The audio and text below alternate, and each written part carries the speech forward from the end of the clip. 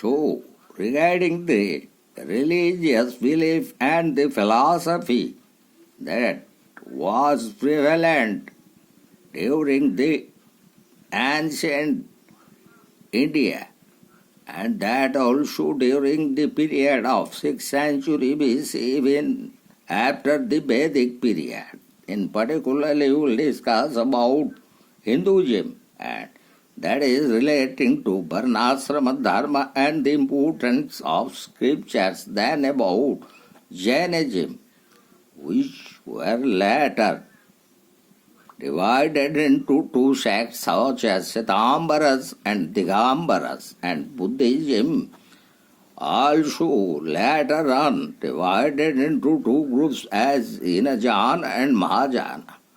So in particularly, the religious beliefs and practice of the Aryans are described in the Vedas. The various natural phenomena were personified and worshipped as gods, but there were no temples. The Aryans performed yajnas or sacrifice, an elaborate system of rituals which were observed while performing yajna developed later. In this period, different schools of philosophy also emerged. Of these, Vedanta, Mimamsa, Sankhya, Yoga, Nyaya, Vaisesika became in course of time 6 distinct schools of Indian philosophy. The Vedanta school, which was based on a body of Vedic literature called the Upanishads, greatly influenced the Indian thought for a long time. Around 6th century BC, new schools of thoughts arose. These were against the yajna and other complicated ritualistic practices of the Vedic religion. Of these schools, Jainism and Buddhism became very powerful and developed into major religions. So, in that context, we will discuss about first the Hinduism. By the time of the Guptas, the religious beliefs and practice had much changed from those of the Vedic time. The features which are characteristics of Hinduism, as we understand it now, had developed. By this time its most important aspects were the idea of the Trinity of gods, with Brahma, the creator, Vishnu, the preserver, and Shiva, the destroyer. Most of the Hindus became followers of Vishnu or of Shiva. The idea of devotion or bhakti to God also originated around this time, and the very cult of Krishna was identified with Vishnu, started developing. In certain areas, the mother goddess whose worship had started from the Harappan times continued to have devotees as well. This goddess was later worshipped as Shakti in different forms as Uma, Bhavani, Annapurna, etc. In her mood as Kali, Karali, Chamundi, Chandi, etc. as the destroyer of the evil. Hinduism teaches the existence of one supreme universal spirit, that is Ishvara or Brahma, but it allows the Hindus to worship him in any form he likes. According to Hinduism, the existence of each living thing is governed by its actions in previous life. This belief gives rise to the very doctrines of karma and of rebirth. According to this belief, the soul within a body never dies. It is only the body that dies and is born again and again. Hinduism considers dharma or virtue, artha or material well-being acquired in a righteous way, and karma or gratification of the senses governed by a cultivated mind as the three main aims of human life. If one pursues these aims rightly, one could attain moksha or salvation. Another important characteristic of Hinduism is Varnashram Dharma. According to it, one should observe the Varna rules and abide by the functions prescribed for the different stages of life mentioned before. The four Varnas and the four ashramas are, however, theoretical divisions of the society and idealized stages of life. The very scriptures of Hinduism are very many in number. The most important of these are the four Vedas, the Rig Veda, the Sham Veda, the Yadur Veda and the Atharva Veda, together with their Brahmanas and Upanishads.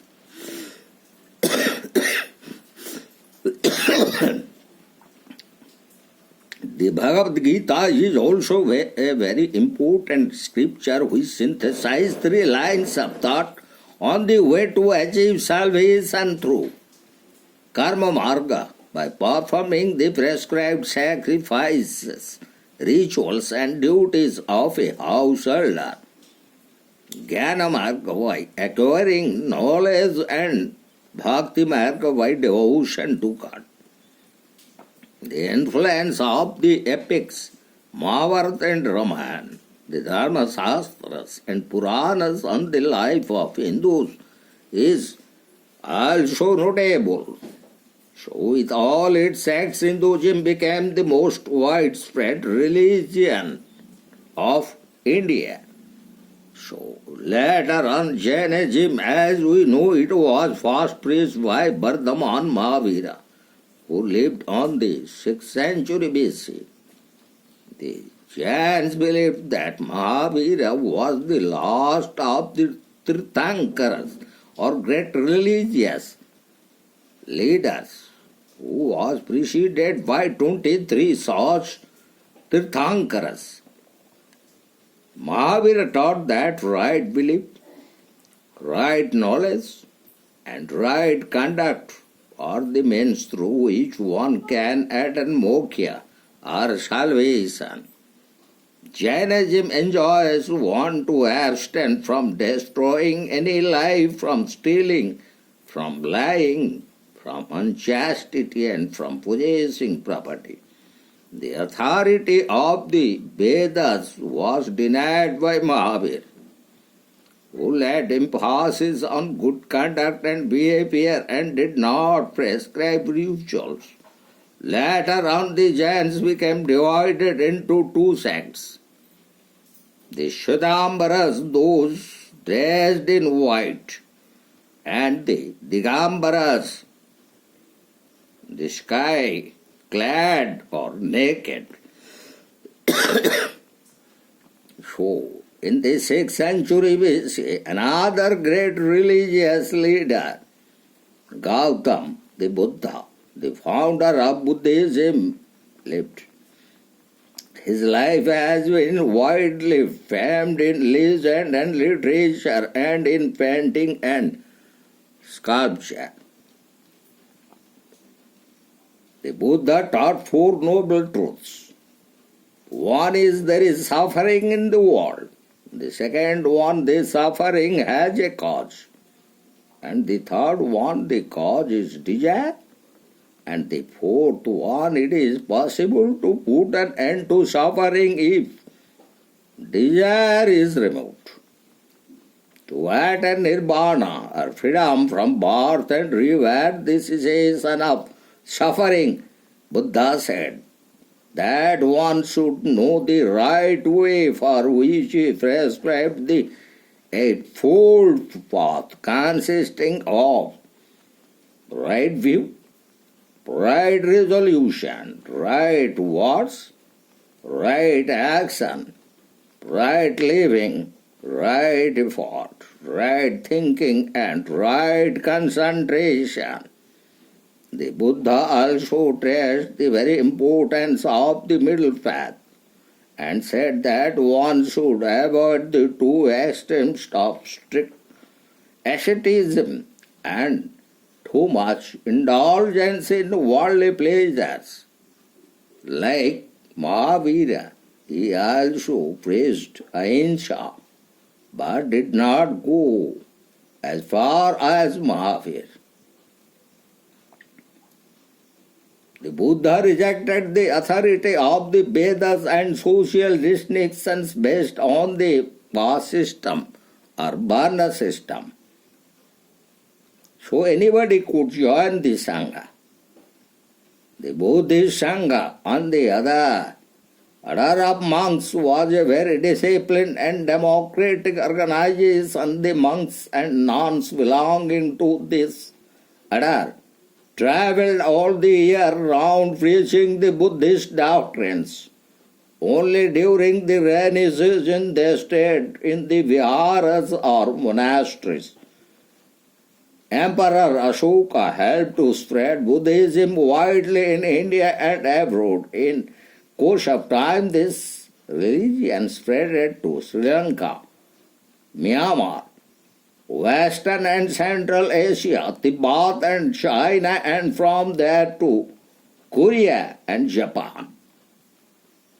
Curiously, Buddhism practically died out in the land of its birth, that is India. But Hinduism assimilated certain features of Buddhism. Later on, the very followers of Buddha divided themselves into two sects.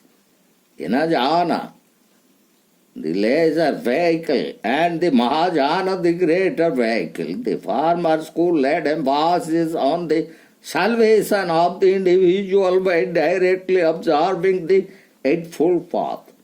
The Mahajana school, on the other hand, started worshipping Buddha as a god and stressed that salvation is open to all and not merely to monks and nuns. The worship of the images of the Buddha led to a great development of art in India and abroad. So, in this lecture almost we have completed the religious belief and the philosophical development.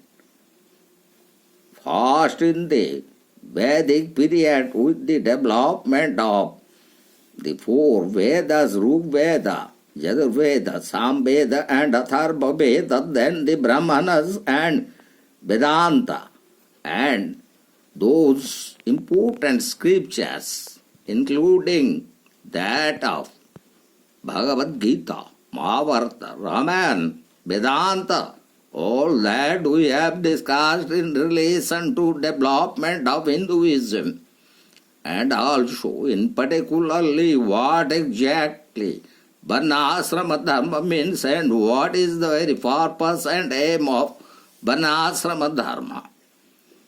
Then we have discussed the very development of Jainism and the very philosophical background of Mahavir, Lord Mahavir's preachings relating to salvation and their later on division into two groups like Svetambaras and Digambaras.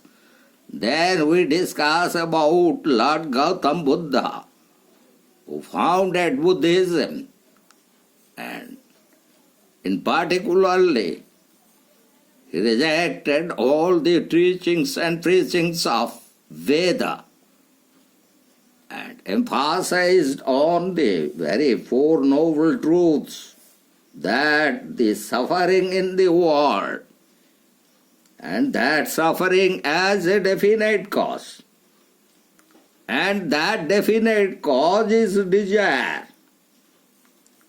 And according to Buddha, the fourth one is the solution, that it is possible to put an end to suffering if that desire is removed.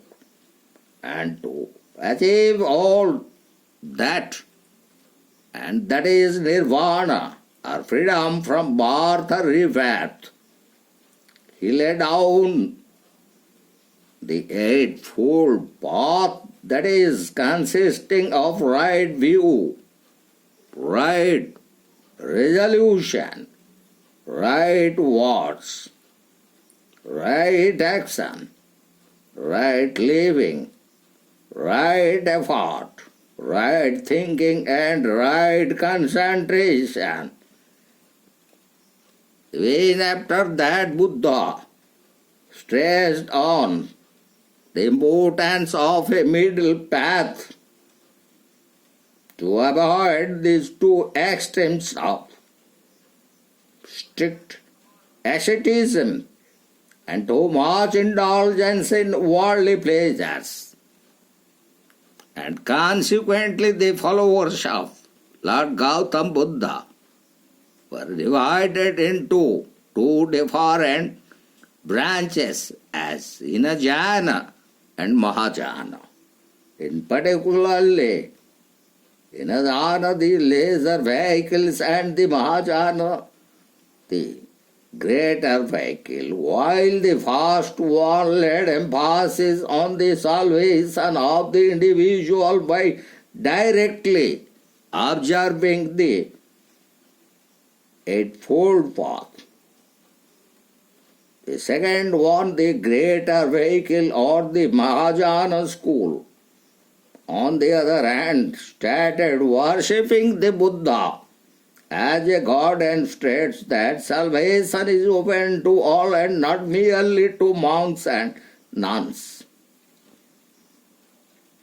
So, hereby we complete our relevant lecture on the religion and philosophy that was prevailing since the Vedic time up to 6th century BC, when with the development of Jainism and Buddhism.